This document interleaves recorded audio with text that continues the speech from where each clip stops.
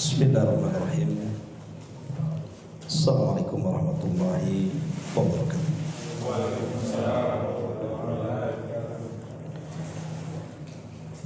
Alhamdulillah wassalatu wassalamu ala Rasulillah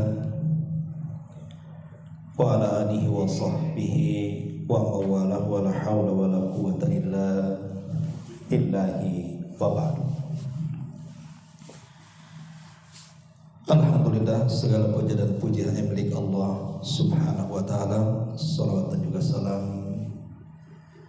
kita hadiahkan kepada Rasul kita Nabi besar Muhammad sallallahu alaihi wa alihi wasallam. Alhamdulillah, di malam ini kita kembali duduk untuk bertalabul ilmi. Salawat dan juga salam tentu terus kita hadiahkan kepada Rasul kita, junjungan alam kita, Nabi besar Muhammad sallallahu alaihi wa alihi wasallam. Adapun tema yang kita akan bahas sebagaimana yang sudah diketahui bersama, kita akan mengambil satu kisah di dalam Al-Quran, kisah Nabi Allah Isa alaihi salatu wassalam. Karena dalam Islam itu harus mengakui semua para nabi, tidak seperti orang-orang Yahudi yang mengingkari kerasulan Isa bin Maryam, tidak pula seperti orang Nasrani yang tidak mengakui kerasulan Nabi kita Muhammad sallallahu alaihi wasallam. Sementara kita diajarkan dalam Al-Quran, la nufarriqu baina ahadin minar rusul. Kita tidak boleh membeda-bedakan semua utusan Allah yang diutus Allah kepada manusia, termasuk di dalamnya Isa dan Musa alaihi wassalam. Ma'asyiral muslimin yang dimuliakan Allah Subhanahu wa ta'ala,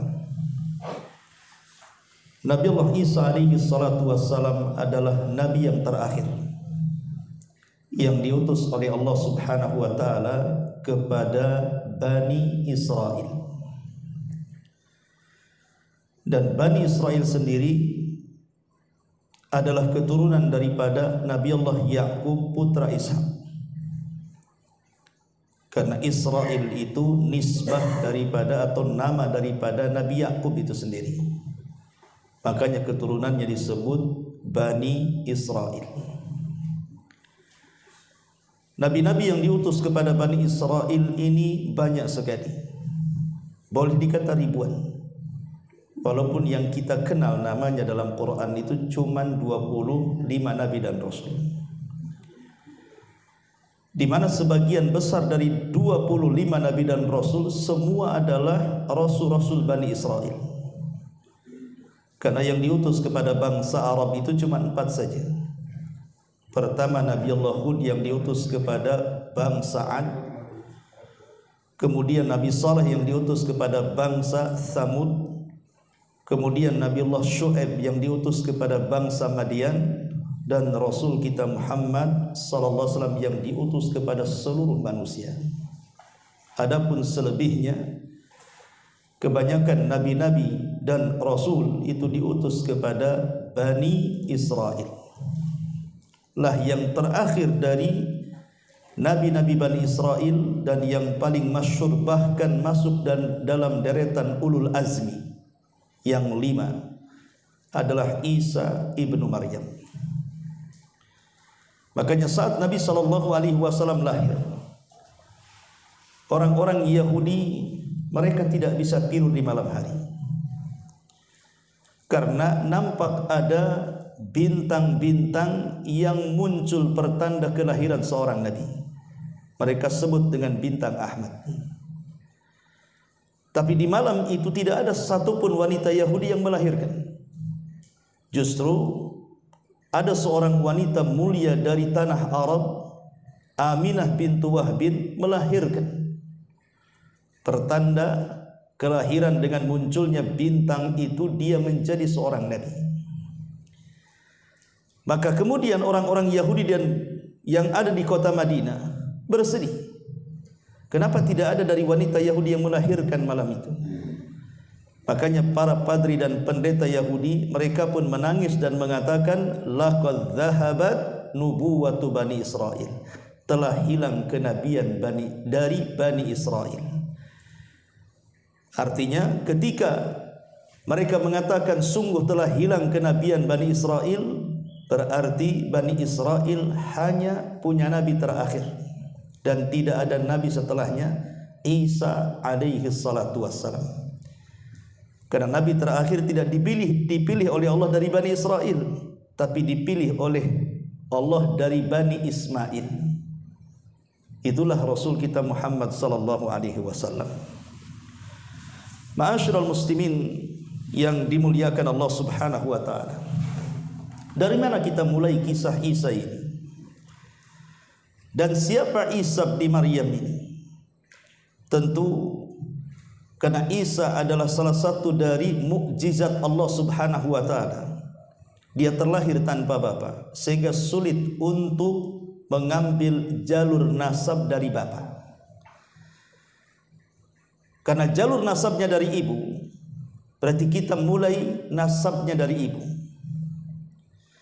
Ma'asyiral muslimin yang dimuliakan Allah Subhanahu wa taala. Di dalam Al-Qur'anul Karim Allah Subhanahu wa taala berfirman, "Inna Allah astafa Adam wa Nuhan wa ala Ibrahim wa ala Imran 'alal alamin."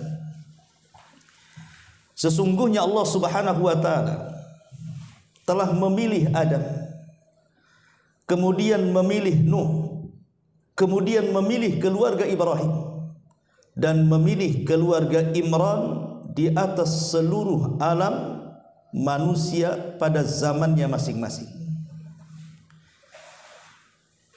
Di dalam ayat ini Allah Subhanahu wa taala mengatakan Allah memilih keluarga Imran. Siapa keluarga Imran ini? Keluarga Imran adalah para pemimpin yang berkuasa saat itu di Baitul Maqdis.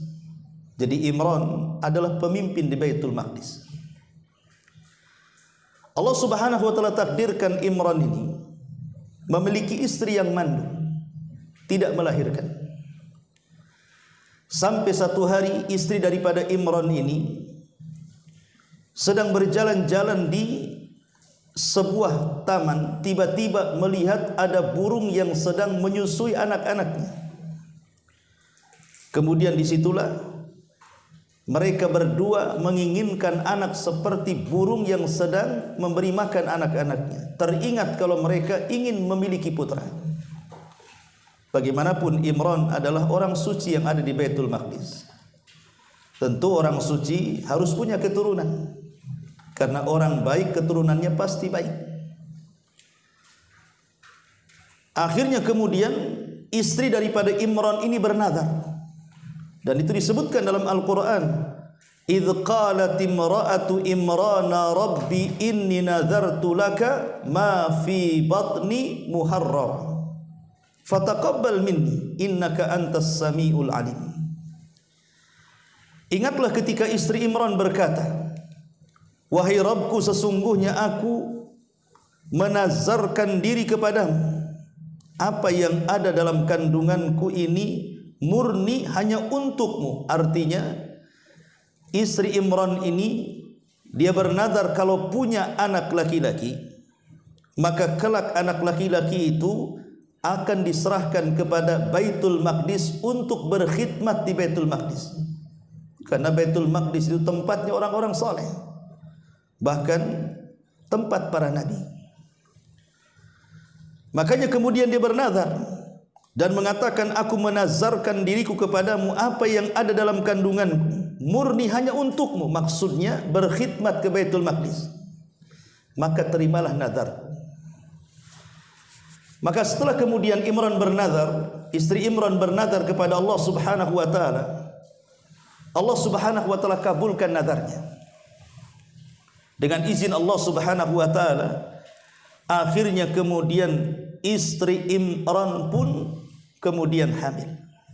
Masalahnya, sebelum Maryam putri daripada Imran ini lahir, ayahnya meninggal dunia. Jadi Imran meninggal dunia dan meninggalkan istri yang sedang hamil. Ketika kemudian betul-betul kandungannya semakin besar, maka kemudian Allah Subhanahu wa taala takdirkan dia lahir, tapi tidak sebagaimana nadarnya. Nadarnya itu kan ingin anak laki-laki, tapi ketika lahir justru anak perempuan. Makanya kemudian Allah mengatakan falamma wada'atha qala rabbi inni wada'tuha untha. Ketika melahirkannya, kemudian istri Imran mengatakan, wahai Rabbku, aku telah melahirkan seorang perempuan. Wallahu a'lamu bima wada'at. Padahal Allah lebih tahu apa yang dikandung dan dilahirkan oleh istri Imran ini. Kemudian Allah mengatakan walaysa dzakaru kal untha wa inni sammaituha Maryam wa inni u'idzuha bika wa dzurriyyataha minasyaitonir rajim. Maka Allah Subhanahu wa taala mengatakan, ingat, laki-laki tidak sama dengan perempuan, dan aku memberi nama anakmu hai istri Imran, nama anakmu perempuan itu adalah Maryam. Karena di saat itu tidak ada orang yang bernama Maryam.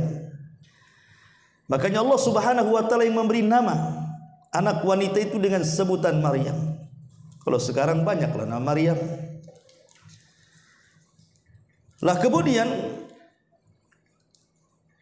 Allah Subhanahu wa taala mengatakan wa inni u'idzuha bika wa dzurriyyataha minasyaitonir rajim. Maka kemudian Maryam pun memohon perlindungan kepada Allah Subhanahu wa taala agar kelak anak cucunya terhindar dari setan yang terkutuk.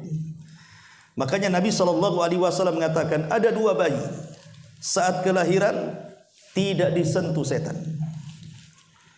Karena setiap bayi yang dilahirkan, termasuk kita yang di sini, bahkan seluruh manusia saat lahir itu, maka setan akan datang kemudian menusuk lambung kirinya. Maka bayi itu akan menangis. Kata Nabi SAW, kecuali dua bayi. Pertama Maryam bintu Imran, dan yang kedua putranya Isa bin Maryam. Saat lahir tidak disentuh setan. Kata Nabi SAW, ma min mauludin yuladu illa nahussuhu syaitan. Tidak ada satupun bayi yang lahir kecuali akan ditusuk oleh setan itu di lambung kirinya. Kemudian dia pun akan menangis. Seolah-olah setan mengatakan kepada bayi yang baru lahir itu, aku adalah musuh. Jadi setan itu sudah menabuh genderang permusuhan itu sejak bayi lahir. Sejak kita lahir itu setan sudah mengatakan, aku adalah musuh. Kecuali Maryam dan putranya Isa bin Maryam, tidak disentuh setan. Ma'asyiral muslimin yang dimuliakan Allah Subhanahu wa taala. Maka setelah kemudian Maryam melahirkan atau dilahirkan oleh ibundanya, istri daripada Imran, sebagaimana nadarnya, maka dia ingin menyerahkan bayi itu untuk berkhidmat di Baitul Maqdis. Maka ketika itu kemudian manusia pada datang ke rumahnya, terutama orang-orang saleh, karena tahu itu anak siapa. Itu anak pimpinan mereka, Imran, orang yang mereka anggap orang paling soleh ketika itu. Bahkan bukan para orang-orang soleh saja, bahkan para dukun, mereka pun datang menawarkan dirinya untuk mengasuh anak itu. Sehingga kemudian karena banyak yang meminta untuk mengasuh anak itu, akhirnya kemudian mereka pun membuat undian kira-kira siapa yang layak untuk mengasuh bayi wanita Maryam itu. Makanya Allah Subhanahu wa taala berfirman, "Fataqabbalaha rabbuha biqabulin hasanin wa ambataha nabatan hasanan wa kaffalaha Zakaria kullama dakhala 'alaiha Zakaria al-mihrab wajada indaha rizqan. Maka Allah Subhanahu wa taala menerima Maryam dengan penerimaan yang baik, membesarkannya dengan pertumbuhan yang baik, dan menyerahkan pemeliharaan itu kepada Zakaria. Jadi saat undian itu manusia berkumpul. Dengan cara apa mengundi? Dengan cara mereka berdiri semuanya di tepi sungai. Kemudian mereka masing-masing melempar kolam. Siapa yang kolamnya itu justru melawan arus, berjalan sendiri melawan arus, maka dialah yang berhak untuk menjadi kafil Maryam. Maka semua melempar, orang-orang saleh, para wali, bahkan para dukun sekalipun mereka melemparkan pena-pena mereka. Tapi seluruh pena-pena mereka hanyut dengan arus sungai kecuali pena Zakaria. Inilah mukjizat. Pena itu tidak hanyut, justru malah maju melawan arus, bergerak. Maka dari sinilah Zakaria berhak untuk mengkafil Maryam saat itu. Ma'asyiral muslimin yang dimuliakan Allah Subhanahu wa taala. Maryam kemudian hidup di pangkuan Nabi Zakaria di Baitul Maqdis. Dan kita tahu bahwa Zakaria sendiri menikah dengan saudari daripada Maryam itu sendiri. Karena Maryam dengan istri Zakaria itu kakak beradik. Jadi ibaratnya Zakaria itu dia mengasuh adik iparnya, kan begitu. Maka dengan pertumbuhan di tengah-tengah di tengah-tengah Baitul Maqdis dan di tangan Nabi Allah Zakaria alaihi salam, maka Maryam tumbuh menjadi hamba Allah yang senantiasa tidak pernah keluar dari mihrabnya. Jadi betul-betul satu-satunya wanita suci yang berada di Baitul Maqdis, dibimbing oleh para ulama, bahkan oleh Zakaria seorang nabi, sehingga dia tumbuh menjadi wanita yang sangat suci dan ahli ibadah, ruku, sujud, zikir dan yang semacamnya. Sehingga di tengah-tengah Bani Israel dikenal Maryam sebagai wanita suci karena tidak pernah keluar dari mihrabnya. Bahkan saking solehnya ini, solehahnya wanita Maryam ini, sampai banyak karamah yang Allah Subhanahu wa taala turunkan kepada Maryam. Salah satunya adalah Allah Subhanahu wa taala mengirim makanan ke mihrabnya Maryam tanpa ada yang mengetahui. Jadi dipenuhi dengan makanan di mihrabnya itu, padahal tidak ada yang mengantar makanan, tahu-tahu ada saja. Anehnya makanan itu yang tidak ada di musim dingin seperti buah-buahan justru ada, atau yang tidak ada di musim panas justru ada. Makanya satu hari kemudian Nabi Zakaria alaihi salatu wassalam masuk ke mihrabnya Maryam. Dilihatnya kok banyak buah-buahan macam-macam. Makanya kemudian Nabi Allah Zakaria bertanya kepada Maryam ini. Apa kata Allah? Kullama dakhala 'alaiha Zakaria al-mihrab wajada indaha rizqah. Setiap Zakaria masuk ke dalam mihrab, dia mendapati banyak makanan di dalamnya. Makanya kemudian bertanya, "Ya Maryam, anna laki hadha?" Dari mana makanan ini? Siapa yang mengantarnya? Kemudian Zakaria merasa heran. Kok makanan-makanan yang tidak ada di musim panas ada, buah-buahan yang tidak ada di musim dingin ada, sehingga Zakaria heran karena ini bukan makanan biasa. Maka kemudian Maryam mengatakan, huwa min indillah, ini semua datang dari Allah dan ini bentuk karamah.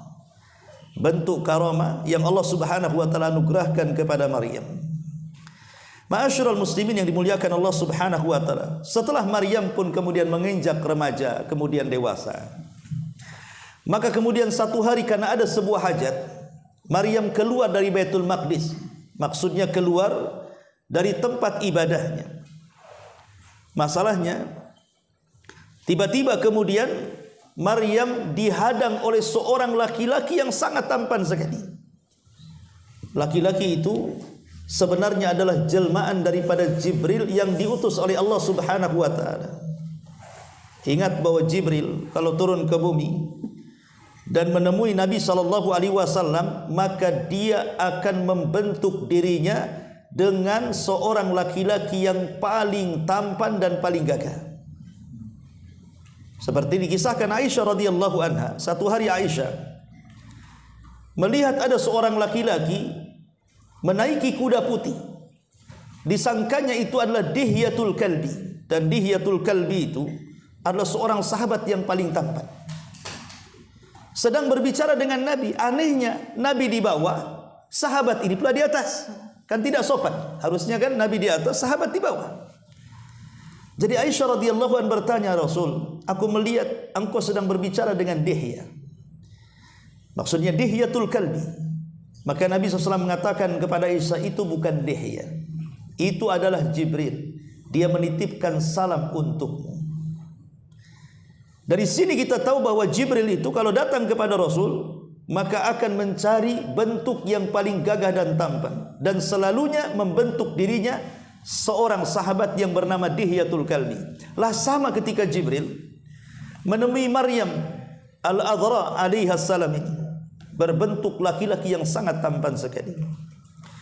Makanya kemudian Allah Subhanahu wa taala mengatakan, fa arsalna ilaiha ruhana fatamatsala laha basharan sawiyya. Kata Allah, kami mengutus Ruhul Kudus, maksudnya Jibril, kepada Maryam. Kemudian dia menampakkan di hadapannya dalam bentuk manusia yang paling sempurna. Anda bisa bayangkan, Maryam ini tidak pernah melihat laki-laki, senantiasa di mihrabnya. Yang menemui dia hanya Zakaria saja. Dan dia sudah gadis, sudah dewasa. Tiba-tiba berjumpa dengan laki-laki yang sangat tampan. Kalau gadis-gadis di zaman sekarang, ya sudah kelepak-kelepak lah ya.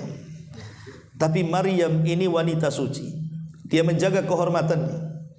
Makanya kemudian dia mengatakan kepada laki-laki tampan ini, inni a'udzu birrahmani minka in kunta taqiyya. Maryam berkata, sesungguhnya aku berlindung kepada Rabb yang Maha Pengasih darimu untuk berbuat jahat kepadaku. Jika engkau orang yang bertakwa, minggir dariku.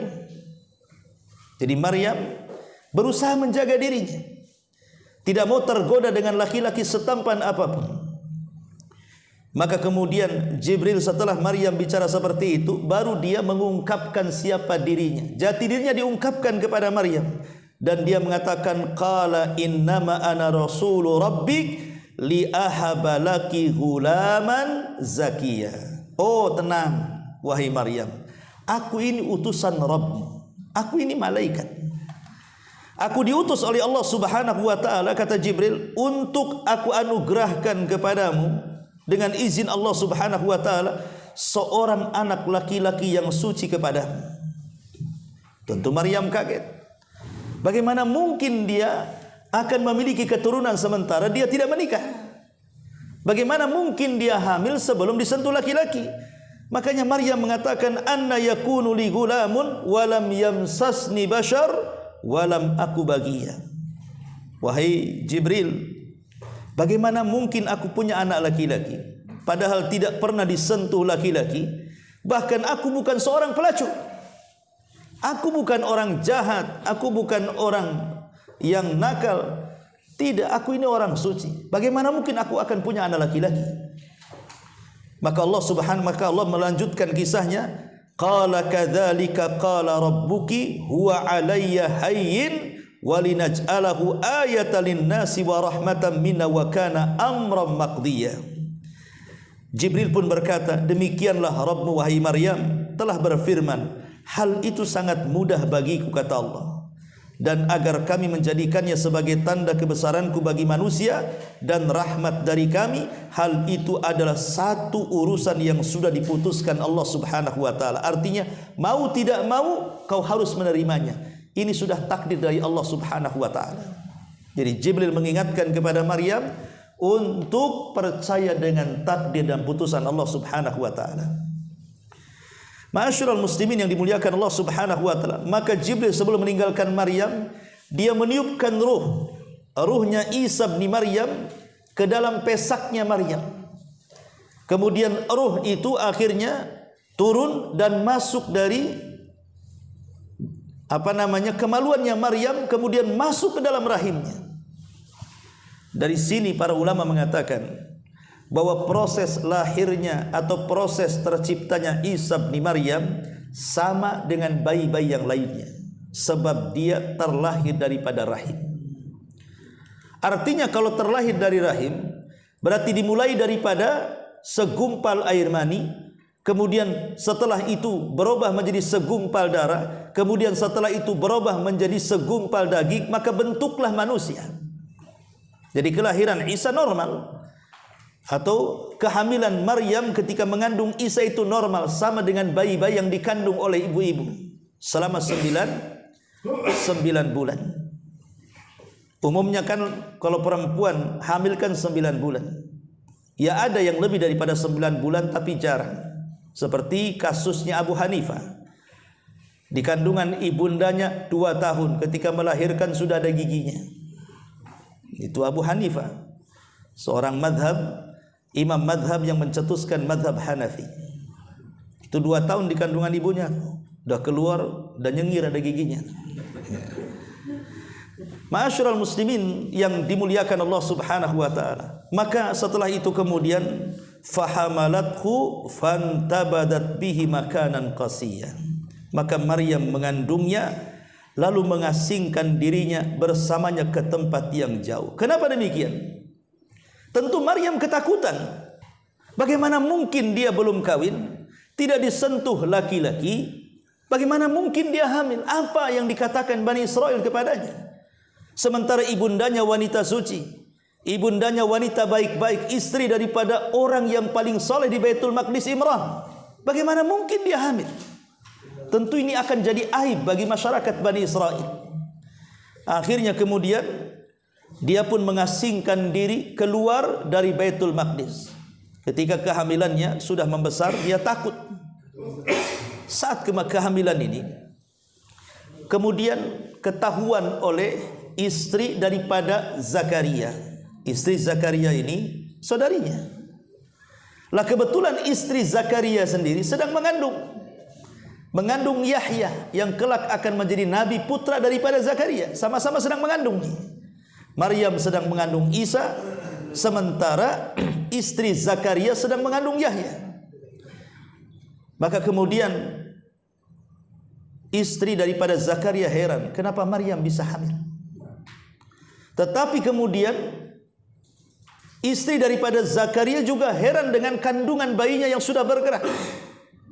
Bahkan dia bermimpi bahwa bayi yang dikandungnya, maksudnya Yahya putra Zakaria ini, ketika berjumpa dengan Maryam, dia sujud kepada Isa. Maksudnya bukan sujud ibadah, sujud takrim, penghormatan. Karena ketika para malaikat sujud kepada Adam, itu bukan sujud ibadah, karena sujud ibadah itu tidak boleh diberikan kecuali kepada Allah. Maksudnya sujud dalam rangka menghormati. Karena gaya orang dulu itu sujud untuk menghormati, dan itu dibolehkan di zaman dulu, tapi dalam syariat Islam tidak boleh. Sehingga kemudian dari situlah kemudian saudarinya, istri daripada Zakaria, menganggap bahwa kehamilan Maryam itu sebuah mukjizat. Masalahnya Nabi Allah Zakaria ragu-ragu, sehingga dia harus bertanya betul-betul kepada Maryam soal kehamilannya. Tapi kemudian setelah Maryam menjelaskan dengan berbagai macam argumentasi, maka Zakaria baru memahaminya, bahwa itu bayi yang Allah anugerahkan kepada Maryam, dan Maryam tidak berzina sama sekali. Makanya saat kemudian kandungannya membesar, dia kalau melahirkan di Baitul Maqdis tentu akan menjadi bahan bicaraan. Boleh jadi Bani Israel akan mencela dia. Makanya untuk menghindarkan supaya Baitul Maqdis tidak menjadi bahan pembicaraan yang buruk di tengah-tengah Bani Israel, dia keluar dari Baitul Maqdis. Kemudian dia pun masuk ke kebun-kebun kurma. Dari sini kita tahu Isa itu lahir di kebun kurma. Karena mereka orang-orang Nasrani mengatakan Isa itu lahir di kandang domba. Maka Islam berbeda. Karena di sini Allah Subhanahu wa taala mengatakan, apa kata Allah Subhanahu wa taala? Faja'ahal mahad ila jid'in nakhlati qalat ya laitani muttu qabla hadha wa kuntu nasyan mansiya. Kata Allah Subhanahu wa taala, rasa sakit akan melahirkan, memaksanya Maryam untuk bersandar pada pangkal pokok kurma. Jadi dia melahirkan bersandar di pokok kurma, di kebun kurma, bukan di kandang domba. Ya. Kemudian Allah Subhanahu wa taala mengatakan, dia pun Maryam berkata, "Oh, seandainya aku mati sebelum ini dan menjadi seseorang yang tidak pernah diperhatikan manusia dan dilupakan selamanya oleh manusia." Seolah-olah Maryam mengatakan, kalau bayi ini lahir, kira-kira apa yang harus aku katakan kepada manusia? Manusia menganggap aku ini orang baik-baik. Maka dari sini kata para ulama, Maryam ini bercita-cita ingin mati. Pada dalam Islam kan tidak boleh. Tidak boleh seseorang itu berangan-angan ingin mati karena musibah yang menimpa.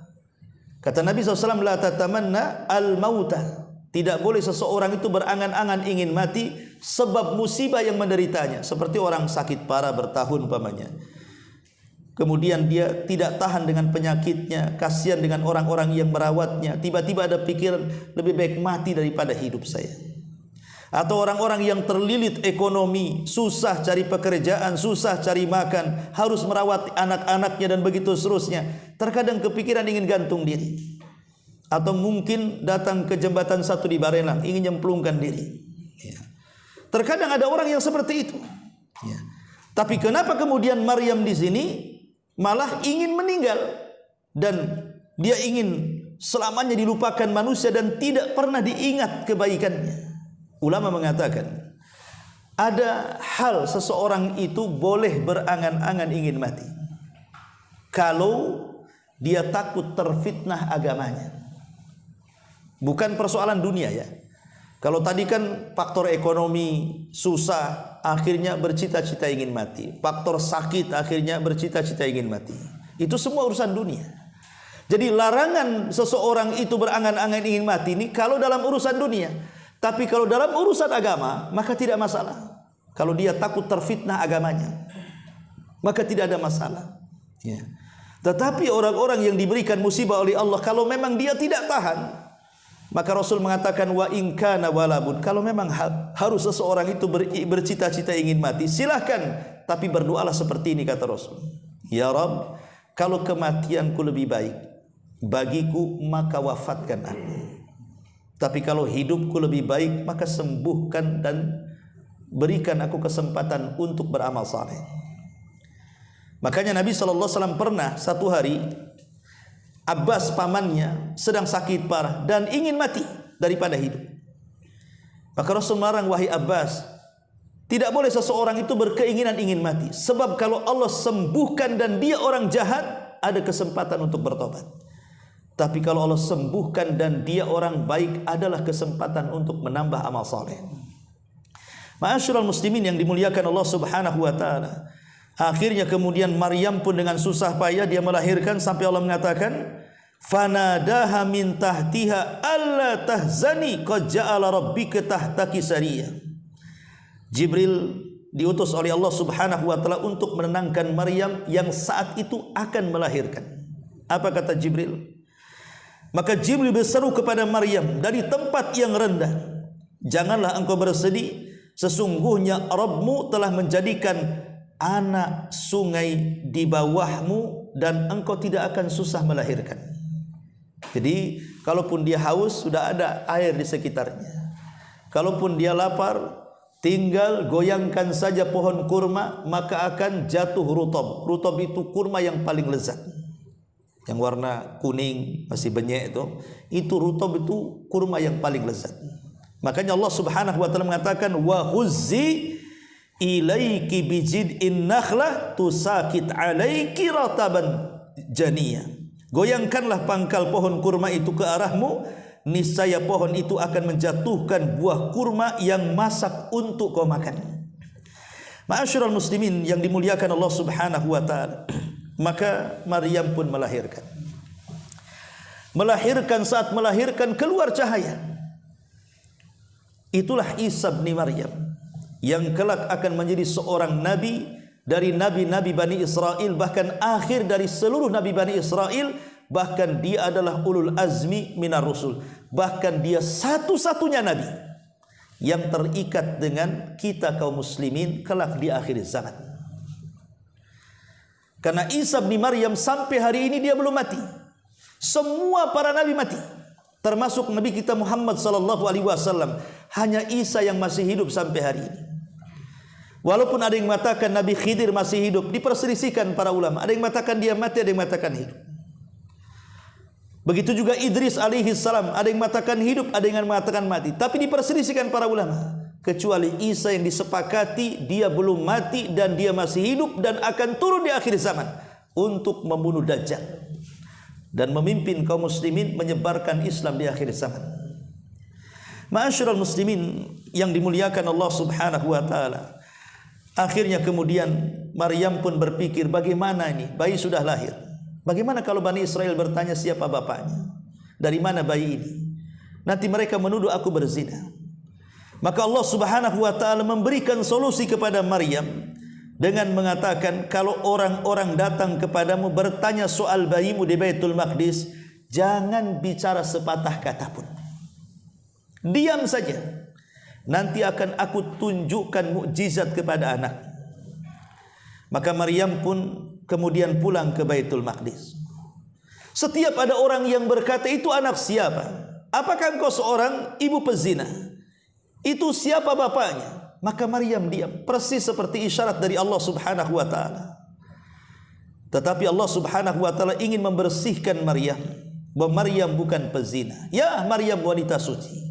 Dan kita yakini Maryam itu wanita suci, tidak seperti orang-orang Yahudi sampai hari ini menganggap Maryam itu berzina dan anaknya anak zina. Tapi Islam tidak.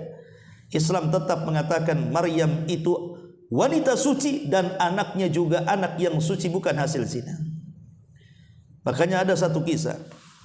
Seorang ulama namanya Imam Baqillani.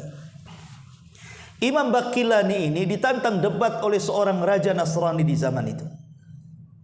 Kata raja Nasrani ini dari raja-raja Romawi, mengatakan, siapa di antara ulama-ulama kalian wahai kaum muslimin yang paling cerdas? Aku bisa kalahkan debat dengan dia, dan kupastikan dia datang sujud menghadapku. Maka orang-orang mengatakan, ada namanya Baqillani. Dia kalau datang kepadamu, dia tidak akan sujud dan dia bisa mematahkan hujahmu. Kata sang raja, kupastikan dia bisa sujud kepadaku. Kemudian raja mengirim undangan agar Imam Baqillani datang ke istana. Maka raja ini bersiasat dengan mengatakan, tutup semua pintu istana, jangan ada yang dibuka. Kemudian buat lubang di bawah pintu yang hanya bisa masuk badannya saja. Akhirnya kemudian di pintunya dikunci semuanya, kemudian hanya dikasih lubang saja. Apa maksudnya raja ini? Kalau ada orang masuk lewat kepalanya dulu, berarti posisinya sujud. Sementara raja sudah siap di hadapan pintu. Tapi Imam Baqillani cerdas. Ketika dia masuk, dia tidak mau memasukkan kepalanya dulu, dia masukkan kakinya dulu. Dia bayangkan. Dia masukkan kakinya dulu, ya tahulah kalau sudah kakinya, ketika bangkit kan ditunggangi raja tuh. Itu cerdasnya Imam Baqillani. Sebab kalau dia masuk kepalanya pasti dia sujud. Dia tak mau sujud dengan raja zalim itu. Dia kakinya dulu. Ketika dia sudah di dalam, dia bangkit membelakangi sang raja. Sang raja kagum kecerdikan si Imam Baqillani. Mulailah kemudian di ruangan itu ada pendeta-pendeta. Ya. Kemudian Imam Baqillani bertanya kepada pendeta-pendeta itu, gimana kondisimu? Bahasa Arabnya, kaifa haluk, bagaimana kondisimu? Kata para pendeta, alhamdulillah kami sehat. Bagaimana keluargamu? Marah mereka. Karena pendeta tidak boleh kawin masalahnya. Kalau ditanya keluarga pula kan itu. Kan itu. Kemudian Imam Baqillani mengatakan, sementara Isa dia punya ibu. Artinya melahirkan. Ya. Isa itu punya ibu, Maryam punya anak. Kenapa kalian tak punya anak? Kata. Kemudian debat panjang sampai akhirnya sang raja ini mengatakan kepada Imam Baqillani, aku dengar ibu kalian, maksudnya Aisyah radhiyallahu anha, dia seorang pezina. Kenapa raja ini mengatakan seorang pezina? Karena Aisyah ini dulu pernah difitnah oleh orang-orang munafik saat ketinggalan kereta dari pasukan Nabi SAW diselamatkan oleh seorang sahabat namanya Safwan ibn Mu'attil. Sehingga ketika Safwan ibn Mu'attil menyelamatkan Aisyah karena ketinggalan kereta, dilihat orang-orang munafik, kemudian mereka menuduh Aisyah berselingkuh dengan Safwan ibn Mu'attil. Maka Rasul sedih. Kenapa ada tuduhan seperti itu? 1 bulan Rasul tidak menemui Aisyah. Kemudian karena wahyu tidak kunjung turun membersihkan nama Aisyah, Rasul datang kepada Aisyah dan mengatakan, wahai Aisyah istriku, kalau memang kau ingin mengaku berzina, nggak ada masalah, tinggal bertobat, Allah ampuni dosamu. Tapi kalau engkau memang tidak melakukannya, nanti Allah akan bela dari 7 lapis langit sana, akan turun wahyu membersihkan namamu. Aisyah heran, kenapa Nabi SAW memiliki 2 pilihan? Pertama, harus mengaku atau tidak mengaku, seolah-olah Rasul terpengaruh dengan orang-orang munafik. Maka Aisyah hanya kemudian tidak bisa menjawab pertanyaan Rasul, hanya menatap ayahnya Abu Bakar dan mengatakan, wahai ayahku, jawab pertanyaan Rasul. Abu Bakar diam dan menangis. Aisyah mengatakan kepada ibunya Ummu Ruman, wahai ibunda, jawab pertanyaan Rasul. Ibunya pun diam, hanya bisa menangis. Aisyah seolah-olah tidak ada pembelaan, akhirnya diambil selimut, dia menutup dirinya kemudian menangis dan mengatakan, fasabrun jamil, sungguh sabar itu indah, katanya. Dari situ kemudian Rasul tiba-tiba bergetar seolah-olah ada alamat turun wahyu. Karena itu salah satu alamat turun wahyu itu Rasul gemetar. Kadang-kadang di musim dingin dia bisa berkeringat. Rupanya Jibril datang membersihkan nama Aisyah, turun surah Nur ayat 1-9 bahwa Aisyah tidak berzina. Lah makanya kemudian Raja Nasrani ini bertanya kepada Imam Baqilani, aku dengar ibumu Aisyah berzina. Kata Imam Baqilani, apa tidak salah? Jangan-jangan ibumu, maksudnya Maryam. Ya. Kemudian Raja marah dan mengatakan, bagaimana kau katakan ibu kami berzina? Ibu kami suci. Maka Imam Baqilani mengatakan, baik, saya akan bicara soal logika. Sekarang ada satu wanita, kemudian dia hamil dan melahirkan. Yang satu, ada satu wanita, dia tidak hamil dan tidak melahirkan dan punya suami. Yang satu hamil melahirkan tak ada suami, yang satu tidak hamil dan tidak melahirkan dan punya suami. Kira-kira yang pantas dituduh berzina itu siapa? Kira-kira kata Imam Baqilani, ini wanita tidak ada suami, punya anak, berarti pas dituduh berzina kan? Anak siapa ini? Jangan-jangan kau berzina kan begitu? Sementara yang satu ini wanita, hamil pun tidak, apalagi melahirkan, dan dia punya suami. Macam mana dituduh berzina? Tapi Imam Baqilani mengatakan, tapi aku yakin bahwa kedua wanita itu dua-duanya suci. Maksudnya Maryam dan juga Aisyah, dua-duanya wanita suci. Ma'asyiral muslimin yang dimuliakan Allah Subhanahu wa taala. Maka setelah Maryam membawa bayi itu, semua orang mengatakan macam-macam. Di sini Allah Subhanahu wa taala menunjukkan mukjizat kepada Isa berupa apa? Bayi ini tiba-tiba bisa bicara. Bayi yang dalam pangkuan ini bisa bicara. Makanya Rasul mengatakan ada 4 bayi di dunia ini yang bisa bicara. Pertama dalam kasus Juraij, ketika tempat ibadahnya dirobohkan karena dia dituduh menzinahi seorang pelacur sampai hamil, kemudian melahirkan, maka Juraij bertanya kepada bayi dengan mencubitnya, man abuk, siapa bapakmu? Maka bayi itu langsung menjawab, bapakku seorang penggembala. Ini bayi yang pertama. Ya. Kemudian yang kedua, kisah bayi dalam kisah Ashabul Uhdud, yang 20.000 dimasukkan ke dalam kobaran api. Tiba-tiba ada seorang wanita yang goyah imannya. Kenapa? Karena bayinya ditebus, diambil oleh prajurit sang raja zalim dan hendak dilemparkan. Kalau engkau tidak murtad, kulemparkan bayi ini. Maka tiba-tiba bayi itu bicara, ya umma, wahai ibuku, lemparkan saja dirimu. Nanti kita akan sama-sama berjumpa di surga.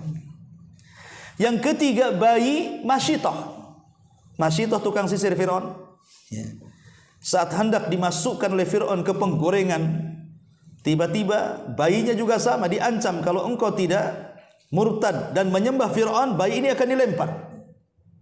Sempat goyah Masyitah ini. Tiba-tiba bayi ini bicara, tidak masalah, lemparkan saja katanya. Dan yang keempat di sini Isa bin Maryam, bisa bicara. Ya. Ma'asyiral muslimin, tapi sekarang nggak ada. Kalau bayi bisa bicara, pasti ada baterainya di belakangnya. Itu robot namanya. Ya.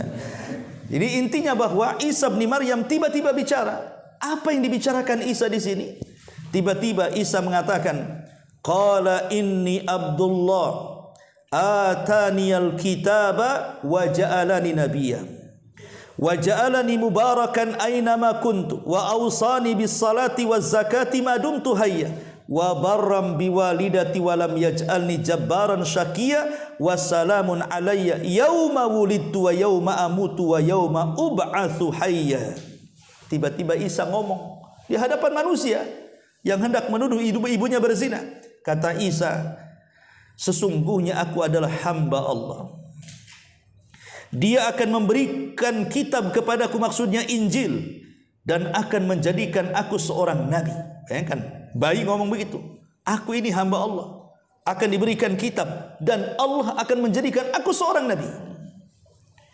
Dan aku akan menjadi orang yang paling berbakti kepada dan dia akan menjadikan aku seorang yang diberkahi di mana saja aku berada, dan memerintahkan kepadaku untuk salat.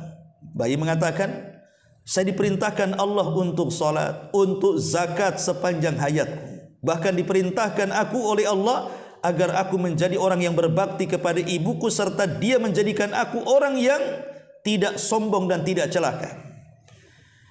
Kesejahteraan semoga dilimpahkan kepadaku, kata Isa, pada hari aku dilahirkan, pada hari aku diwafatkan, dan pada hari aku dibangkitkan. Tiba-tiba dia bicara seperti itu, semua kaget. Dan ini salah satu mukjizat Isa bin Maryam. Ya, ada yang menerima, ada juga yang menolak. Kebaikan itu terkadang tidak semua orang suka.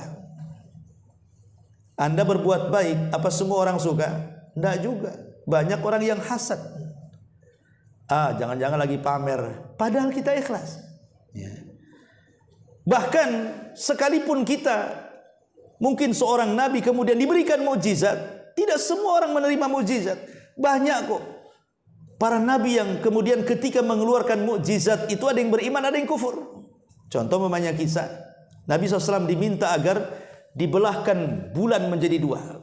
Padahal orang-orang Quraisy mengatakan, kalau engkau bisa membelah bulan itu, kami akan beriman. Setelah bulan betul-betul terbelah, apa kata mereka? Sesungguhnya Muhammad telah menampakkan sihirnya. Dianggap dukun, ya kan? Nah ini memang seperti itu, ya. Isa bin Maryam walaupun dari kecil diberikan mukjizat, ya ada yang menerima, ada yang tidak. Ya. Ma'asyiral muslimin yang dimuliakan Allah Subhanahu wa taala. Maka Isa pun kemudian tumbuh dari kecil menjadi remaja. Nampaklah mukjizat-mukjizat yang Allah Subhanahu wa taala tampakkan kepada Isa bin Maryam. Jadi saat remaja berkumpul dengan kawan-kawan sebayanya. Mulailah dia mengambil tanah lempung. Kemudian dikumal-kumal, dikual-kual sampailah berbentuk burung. Tiba-tiba kemudian burung itu ditiupkan ruh oleh Allah dan hidup dan bisa terbang. Kan aneh itu. Ya, ibaratnya antum punya celengan ayam gitu ya, tahu-tahu hidup. Wah. Rugi enggak tuh? Rugilah, celengannya 1 juta, jadi ayam dijual berapa kan gitu. Ya. Intinya contohnya itu mukjizat Isa bin Maryam. Yang lebih lagi, terkadang Isa ini ngomong dengan kawan-kawannya, di rumahmu pasti dalam kulkasmu itu ada ayam, ada daging, ada kangkung, ada apa? Dan semua tebakan Isa itu semuanya ada. Jadi dia nebak, tapi tebakan itu benar. Bahkan kemudian Isa setelah besar pun diberikan oleh Allah Subhanahu wa taala mukjizat bisa menyembuhkan abros. Abros itu apa? Penyakit albino. Tahu ya albino ya? Albino itu penyakit yang tidak bisa diobati. Sampai hari ini nggak ada obatnya. Cuman bisalah dikurangi. Ya. Tapi kalau disembuhkan tidak bisa. Kenapa tidak bisa disembuhkan penyakit albino itu?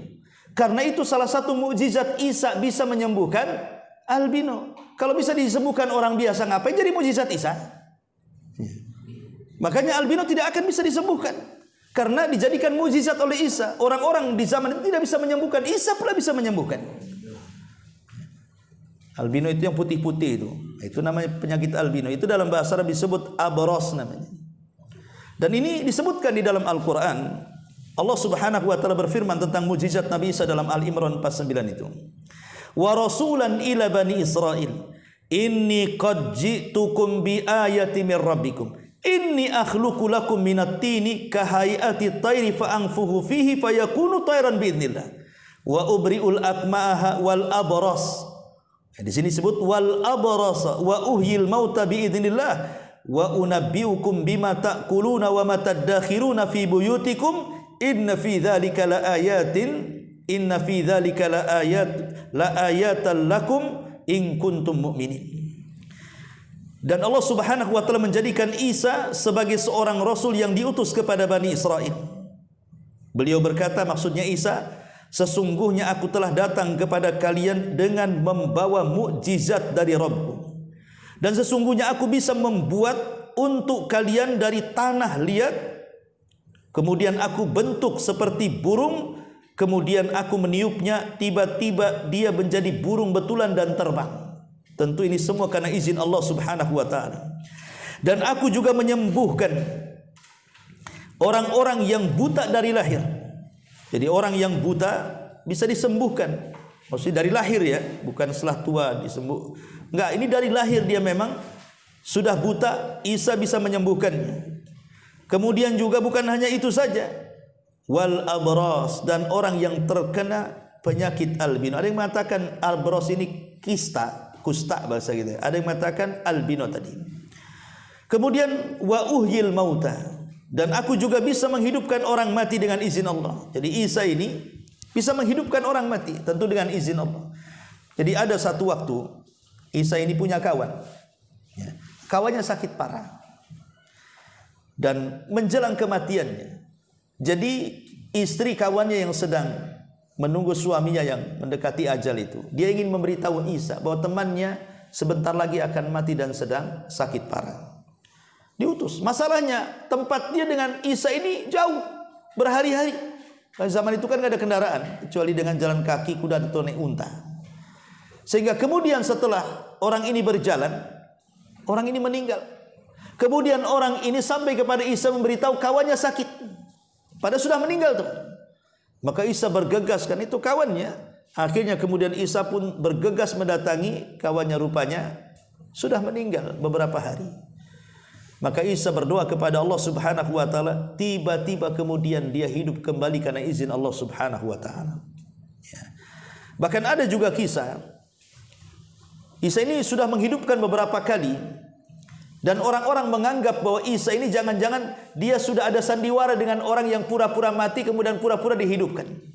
Jangan-jangan Isa ini berpura-pura saja, dia nyewa orang untuk bersinetron gitu ya, pura-pura mati kemudian dihidupkan kemudian hidup gitu ya.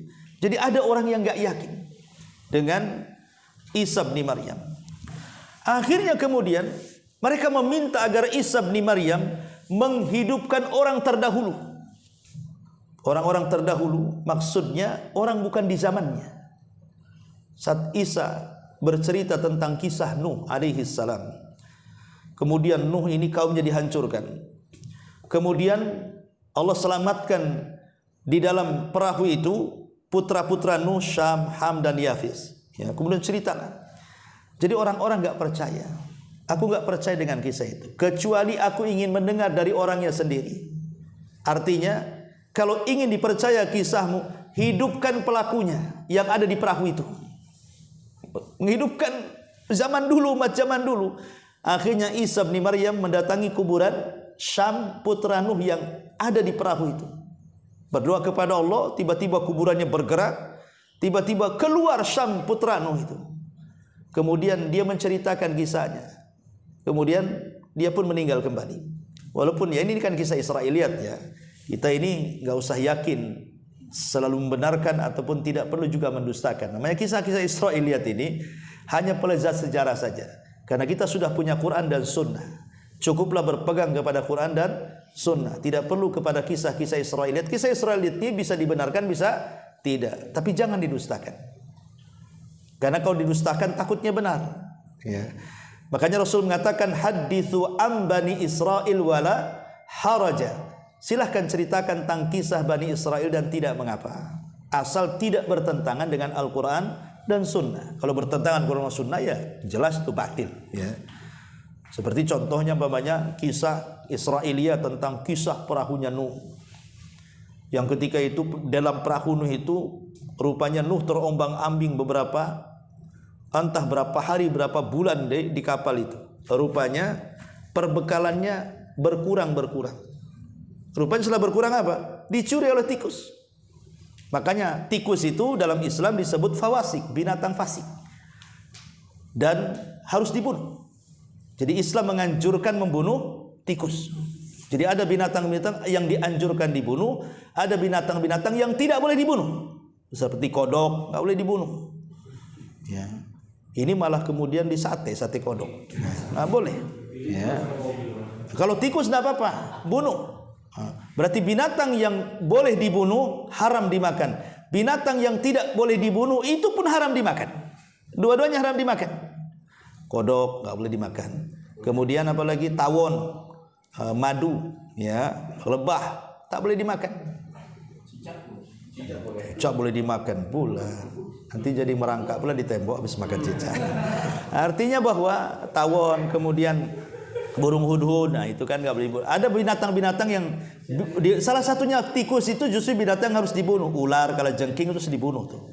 Nah, kenapa? Rasul mengatakan khamsul fawasik, 5 binatang yang dianggap fasik. Salah satunya al-fa'ar, tikus. Ya. Jadi tikus di perahu Nuh itu suka nyuri. Akhirnya karena banyaknya tikus, akhirnya makanannya berkurang. Sementara masih tidak tahu kapan ini banjir akan surut dan kapal akan bersandar. Kalau banjirnya nggak surut-surut, makanan habis bisa mati. Kelaparan kan begitu. Akhirnya Nuh berdoa kepada Allah Azza wa Jalla. Maka Allah Subhanahu wa taala merintahkan harimau untuk bersih. Keluarlah dari hidungnya kucing. Jadilah Tom M Jerry di situ. Keliling. Itu kisahnya Tom M Jerry itu. Lah ini kan kisah-kisah apa? Kisah-kisah batil kayak gini kan. Ya, tapi ini kisahkan juga kan gitu ya. Tapi kisah-kisah seperti ini nggak jelas. Masa jadi Tom M Jerry akhirnya kan. Intinya bahwa ada kisah-kisah Israiliyat yang bisa diceritakan sebagai pelezat kisah, ada juga yang tidak perlu. Intinya kembali bahwa Isa bin Maryam diberikan mukjizat oleh Allah Azza wa Jalla dalam berdakwah, dan setiap nabi itu ketika diberikan mukjizat maka akan diberikan sesuai dengan kebiasaan umat yang didakwahinya. Contoh di zaman Nabi Musa kan umatnya kan suka main sihir. Jadi madrasah Harry Potter ya istilahnya itu banyak di zaman Nabi Musa. Sehingga mukjizat Nabi Musa itu mirip-mirip sihir. Tongkat jadi ular, jari bercahaya, macam-macam ya. Mukul laut jadi belah, itu kan kayak sihir. Tapi itu bukan sihir mukjizat. Maksudnya mirip-mirip sihir karena kaumnya gemar belajar sihir. Lah di zaman Nabi Isa ini kaumnya gemar meneliti obat. Sehingga kemudian banyak obat-obatan yang ditemukan mampu menyembuhkan penyakit yang dulunya dianggap luar biasa menjadi penyakit biasa, dan obatnya ada di mana-mana. Akhirnya mukjizat Isa pun dimirip-miripkan dengan mereka. Menyembuhkan penyakit buta, menyembuhkan penyakit albino, menyembuhkan penyakit berbagai macam penyakit, bahkan orang mati pun bisa dihidupkan. Ya. Jadi supaya apa? Supaya dibedakan, kalian walaupun cerdas dalam kesehatan tapi tidak sesakti Isa, karena dia seorang nabi, gitu maksudnya. Itu pun diingkari kenabiannya. Dan setiap para nabi mengajak umatnya untuk mentauhidkan Allah Subhanahu wa taala. Walaqad ba'atsna fi kulli ummatin rasulan an ibudullaha wajtanibut taghut. Tidaklah kami utus seorang rasul pada tiap-tiap umat kecuali ditugaskan mereka untuk menyerukan kepada manusia, sembahlah Allah dan jauhi sesembahan selain daripada Allah Azza wa Jalla. Singkat cerita, Isa pun kemudian berdakwah dan banyak pengikutnya. Lah pengikut-pengikut Isa ini kan ada orang-orang pilihan seperti yang disebut Hawariyun. Hawariyun ini orang-orang pilihan. Tetapi sehebat-hebatnya orang pilihan di zaman Bani Israel itu, tetap mereka degil dengan nabinya. Beda dengan para sahabat Rasul. Kalau Rasul sudah memerintahkan sesuatu, sami'na wa ata'na. Kalau Rasul sudah melarang sesuatu, sami'na wa ata'na. nggak ada pikiran panjang, nggak berpikir secerdas apapun akal kalau sudah berhadapan dengan wahyu samina wa ata'na. Itulah kata kunci para sahabat. Tapi sahabat-sahabat para nabi selain Rasul sallallahu alaihi wasallam itu bukan sami'na wa ata'na, sami'na wa asaina. Ya, kami dengar, ya, tapi kami maksiat kan itu. Mereka seperti itu. Hatta Hawariyun Isa, orang-orang pilihan Isa yang 12 juga sama. Ya. Satu hari mereka disuruh untuk berpuasa oleh Isa bin Maryam. Berpuasalah orang-orang Hawariyun sesuai dengan petunjuk Isa beberapa hari. Karena setiap nabi itu kan syariatnya sama perintahnya, cuman caranya beda. Seperti kita diwajibkan puasa, umat dulu juga diwajibkan puasa, tapi cara puasanya beda. Seperti di zaman Nabi Musa puasanya malam, kita kan nggak malam gitu ya. Nah, ataupun tata cara sholat mungkin diperintahkan tapi beda bentuk sholatnya. Intinya bahwa Isa menyuruh Hawariyun untuk berpuasa. Setelah selesai, kayak kita setelah Ramadan selesai, di hari terakhir mereka hendak berbuka. Mereka mengatakan kepada Isa, wa Isa, bisa nggak kau ngomong sama Rabbmu untuk buka terakhir kita ini, kalau bisa hidangannya turun dari langit katanya. Makanya dalam Quran itu namanya surah Al-Maidah. Surah Al-Maidah. Apa arti Al-Maidah itu? Hidangan dari langit. Ya. Mereka minta hidangan dari langit. Dan ini dijelaskan dalam Quran. Allah Subhanahu wa taala berfirman dalam surah Al-Maidah ayat 112 ini, "Idz qala al-hawariyuna ya Isa ibn Maryam, hal yastati'u rabbuka an yunazzila 'alaina ma'idatan minas sama." Dan ketika orang-orang Hawariyun berkata kepada Isa, wa Isa, bisa enggak Rabbmu menurunkan untuk kami hidangan dari langit? Isa kaget dan mengatakan, ittaqullah, bertakwa kau kepada Allah. Kau meminta sesuatu yang aneh. Ya. Kemudian mereka mengatakan, qalu nuridu an na'kula minha wa tatma'inna qulubuna wa na'lam an qad saddaqtana wa nakuna 'alaiha minasyahidin. Mereka mengatakan, wa Isa, kenapa kami minta itu? Kami ingin makanan darinya, hidangan itu, agar kami tentram hatinya, serta kami yakin bahwa engkau telah berkata benar kepada kami, dan atas hidangan itu kami termasuk orang-orang yang menjadi saksi bahwa engkau seorang nabi. Bayangkan, mereka sudah lama ikut Isa tapi meragukan kenabian, terus meminta mujizat terus, ya, sampai akhirnya mereka meminta sesuatu yang mustahil, meminta hidangan dari langit. Isa pun akhirnya, baik, saya akan kabulkan. Aku akan meminta kepada Allah Subhanahu wa taala. Maka kemudian Isa bin Maryam berdoa kepada Allah Subhanahu wa taala, maka Allah Subhanahu wa taala meminta syarat kepada Isa dengan mengatakan, qala Allah inni munazziluha alaikum faman yakfur ba'du minkum fa inni u'adzibuhu adzaban la u'adzibuhu ahadan minal alamin. Katakan, wa Isa, kepada Hawariyunmu, sahabat-sahabat setiamu, Allah akan turunkan hidangan dari langit, tapi syaratnya kalau setelah hidangan ini turun kalian kufur, maka Allah akan azab kalian, di mana azab ini belum pernah diazab kepada siapapun dari awal sampai akhir. Jadi ancamannya seperti itu, ketakutan Hawariyun ini. Ya. Akhirnya betul-betul Allah turunkan tuh hidangan itu, satu lapangan hidangan semua, dan Isa mengatakan, inilah kita jadikan sebagai id kita, awal dan akhir. Maka ketika hidangan itu sudah turun, orang-orang Hawariyun tidak berani mendekat. Mereka takut. Akhirnya karena tidak mau makan, tidak mau mendekat, maka Isa memerintahkan semua masyarakat untuk memakannya. Subhanallah, ini mujizat lagi. Setiap ada orang sakit, makanan hidangan dari langit semua sembuh. Kalau orang stroke makan itu sembuh. Orang kanker makan itu sembuh. Orang kena asam urat makan itu sembuh. Ya, intinya semua penyakit sembuh, dan itu mujizat. Ya. Masyarul muslimin yang dimuliakan Allah Azza wa Jalla, setelah peristiwa ini, makanya kemudian Isa banyak sekali pengikutnya. Inilah yang kemudian orang-orang Yahudi, mereka pun hasad dengan Isa.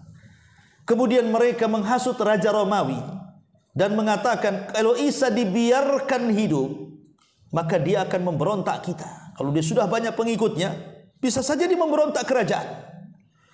Maka sebelum berkembang wahai raja, sebaiknya kau tangkap, kau bunuh.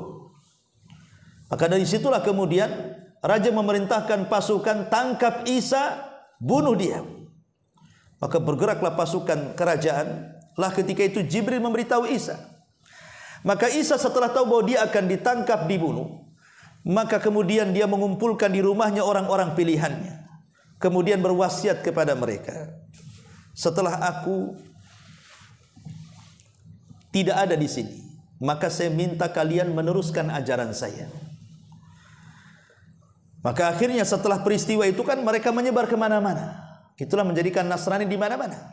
Ya, makanya kita tahu Injil itu yang disepakati cuma 4 oleh mereka. Walaupun Injil itu ada 40 lebih kan. Ada yang mengatakan yang 2 itu ditulis oleh Hawariyun. Maksudnya dari 12 orang pilihan itu, yang 2 adalah muridnya Isa. Sementara yang 2 itu dari murid-muridnya Isa. Mungkin kalau kita ini yang 2 yang nulis sahabat, yang 2-nya yang nulis tabi'in. Ya, generasi kedua gitu ya. Ya. Makanya itu yang disepakati. Adapun yang lain diperselisihkan, termasuk Injil Barnabas dan yang lain. Intinya bahwa Isa mengatakan kepada orang Hawariyun, sesungguhnya aku akan ditangkap, aku akan dibunuh. Siapa di antara kalian yang mau kuusap wajahnya, kemudian keserupakan wajah dia dengan wajahmu, dan dia yang akan ditangkap, disalib dan dibunuh, maka kalau dia mati, kujadikan dia temanku di sorga.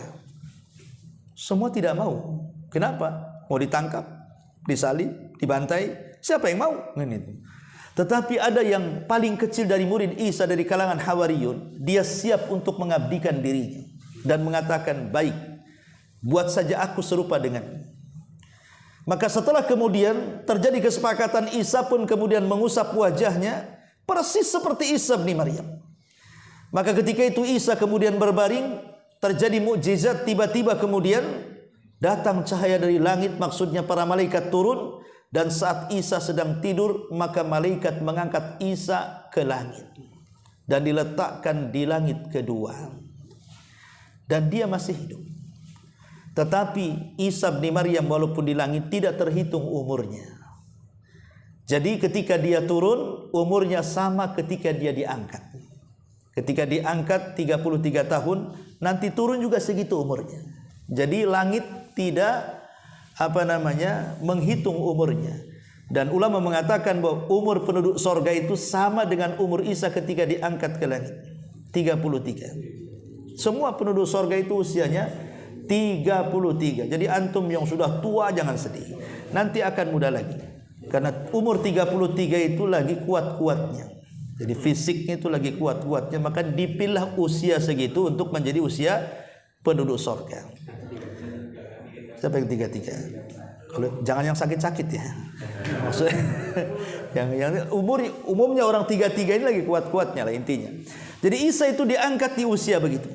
33, 34 lah antara itu. Intinya bahwa Isa diangkat ke langit. Makanya Allah Subhanahu wa taala mengatakan, inni mutawaffika wa rafi'uka ilayya.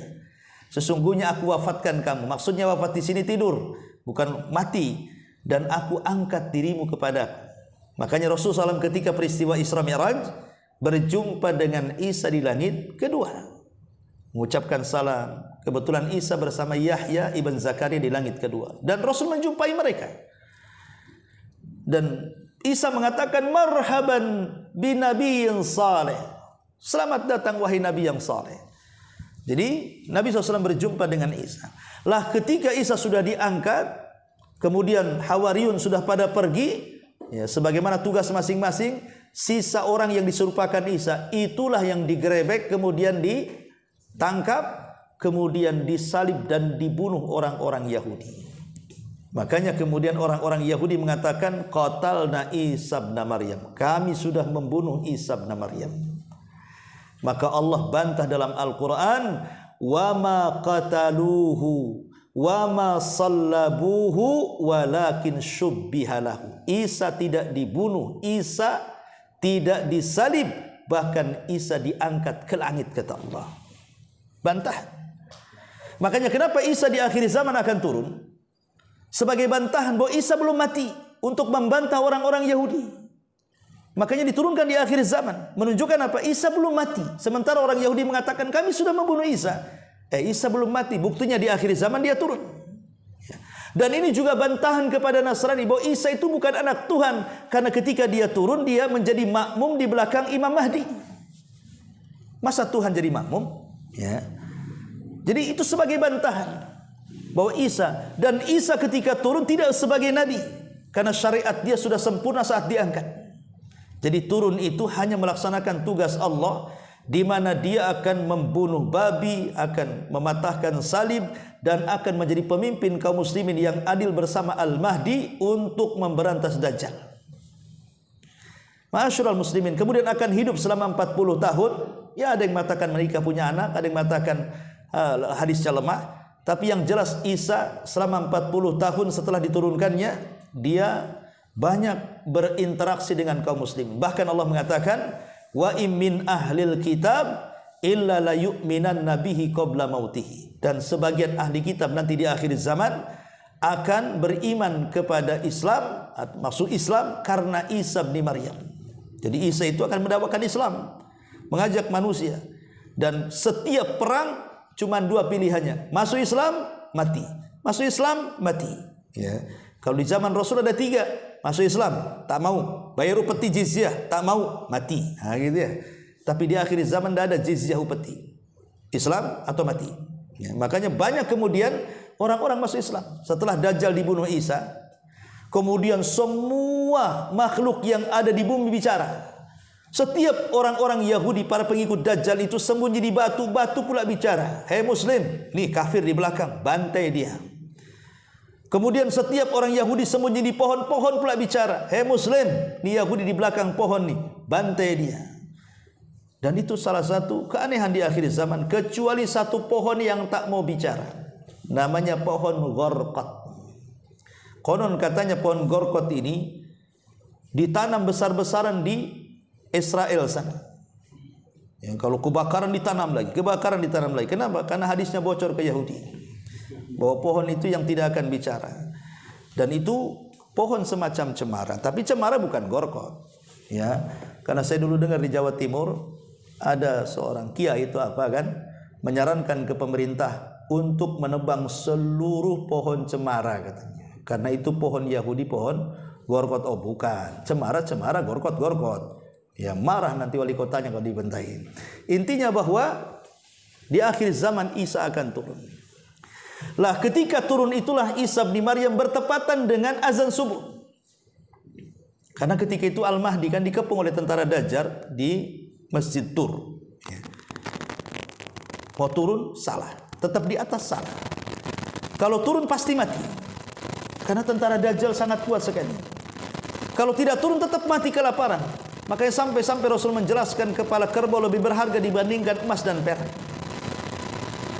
Sehingga Al-Mahdi membuat keputusan, ya sudah, daripada kita mati kelaparan, mendingan kita binasa dalam posisi syahid. Besok kita turun dan perang. Lah ketika mereka sudah di tengah-tengah kesulitan itulah Isa turun saat sholat subuh.